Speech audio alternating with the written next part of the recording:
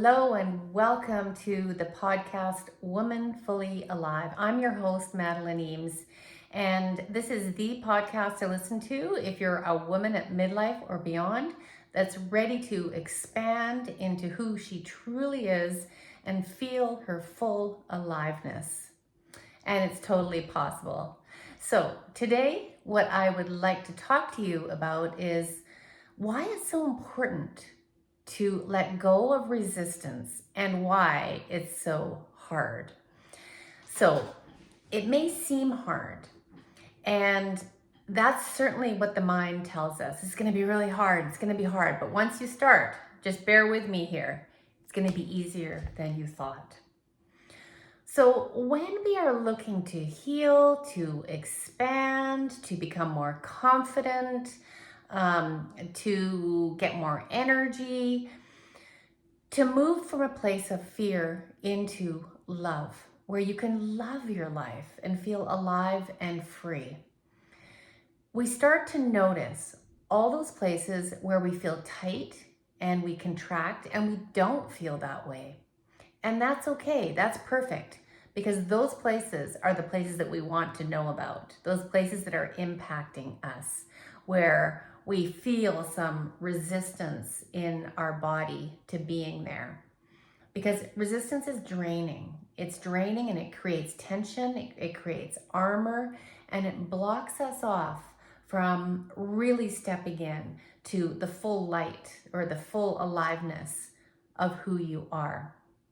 So we start to notice those places in our life where we judge, the people we judge, the places where we move into, and I'm guilty here, I'm as guilty as the next person, where we move into self-righteousness, that I'm right and you are wrong.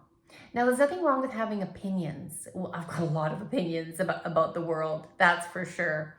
But I also know that when I move into a place of opposition with someone, it actually creates armor and tension in me, and it creates, it puts that person, it strengthens their belief in themselves. It's almost like you're going into the boxing ring and everybody gets in their corner, someone comes at the other one is going to come out fighting as well. The only way through this is to put down the arms, put down the judgments of yourself, of other people. And judgments, that does not mean your discernment. You know, if I was home alone at night and a man came to the door in the middle of the night, I'm not going to let go of my judgments and say, well, everybody's welcome here and I shouldn't, suspect him. No, I'm going to use my discernment, and I'm probably not going to answer the door until I can see who it is.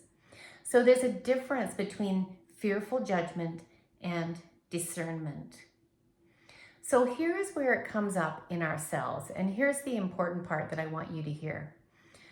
We have been so trained to, when we don't feel great, perhaps we feel tired, or we feel anxious, or we feel depressed, or we feel angry. We've been largely conditioned to fight against that, to get rid of it, that we need to very quickly do something about it because it's not okay. That's the resistance that keeps it stuck. So here's the thing for 2024. If you're really interested in your own expansion, what would it be like when something comes up inside of yourself, whether it's a hard-nosed opinion, whether it's sadness, whether it's tension and anxiety, even if it's pain. Obviously, if you have a broken leg, don't try to make friends with it, just get down to the hospital. Discernment. But what if all those other things that came up, and they've probably been coming up for years, they're probably repetitive. Most things like this are, because we keep resisting them and they keep on coming up. What would it be like to actually allow it? To say, I see you, anxiety, and to know that your sadness is here to be seen, to be felt, to be heard, and to be loved. This is the way forward. This is expansion. Because every time I fight myself, I'm simply fighting myself, and I'm creating more fight. All of those things that rise that don't feel comfortable, they're probably an inner part of you that just wants to be heard. And we start to color in those pieces of ourselves that we have put in exile, those parts of ourselves that we have disapproved of, that we have excommunicated, that we've deemed bad. You have no bad parts. You have no bad parts. So take a breath right now and sense in to something in your body that you really don't like. Maybe you feel ashamed of it. Maybe it's something you've done or something that's happened to you. Maybe it's an emotion. Maybe it's a political opinion. And feel that tension that gets created in your body, or feel the emotion. What is it like to turn towards that?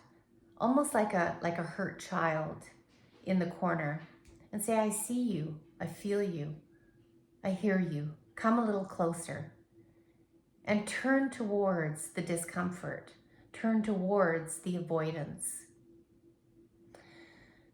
So take a deep breath and know that wherever you're judging other people, wherever you're resisting other people, you're also judging yourself.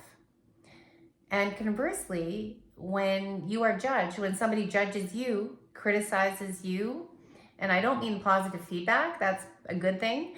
But when somebody, puts some resistance to you, that they're also judging themselves. But here's the beautiful thing that happens on this journey when we start.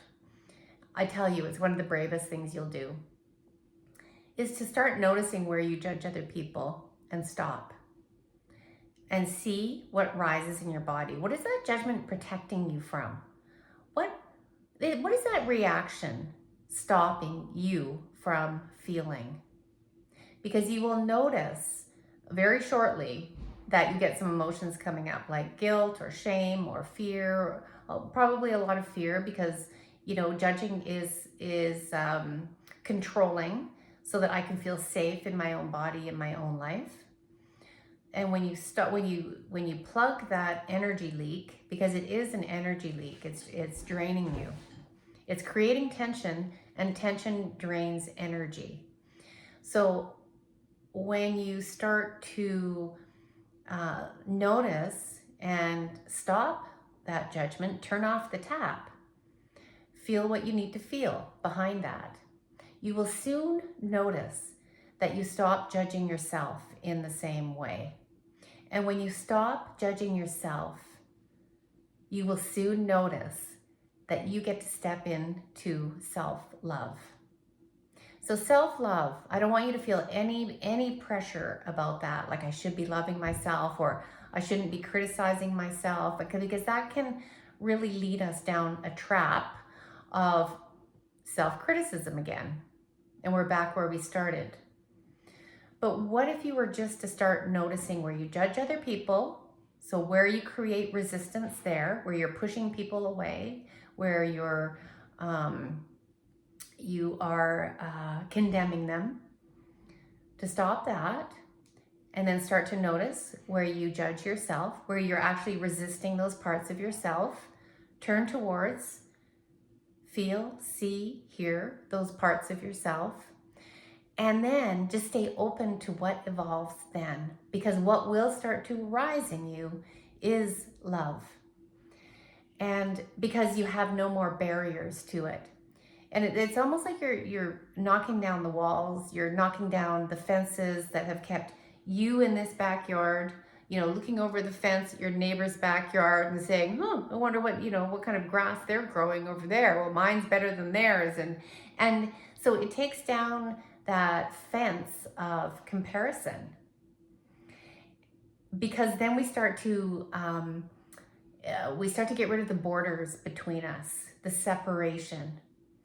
and come into a place of connection where we see that we're so much more the same than we are different, and that we also have potential to be all of the things, to be like our enemies, to be like our friends. And there's this great overlap in all of us that's really bonded together by love. And love, as I've said before in other podcasts episodes, is ever expanding. And this is a journey that nobody gets perfect. It's not a straight line. It's always a spiral.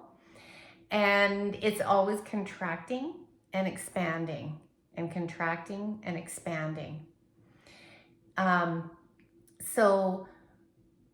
And when you start to really notice the expansion, this is how it will start to show up. You just start to notice that, oh, I used to feel that way, but that doesn't really trigger me anymore. Or you might move through a situation where you previously would have reacted and you're not reacting now. You're going to feel a greater sense of ease in your body, a greater sense of peace and well-being, that all is well. And you might think right now, well, I look out in the world and I'll tell you what, Madeline, all is not well. Yes, there are some absolutely horrific things going on in the world, created by thoughts that people are actually, this is our border, this is our country, and are actually killing people over thoughts like that.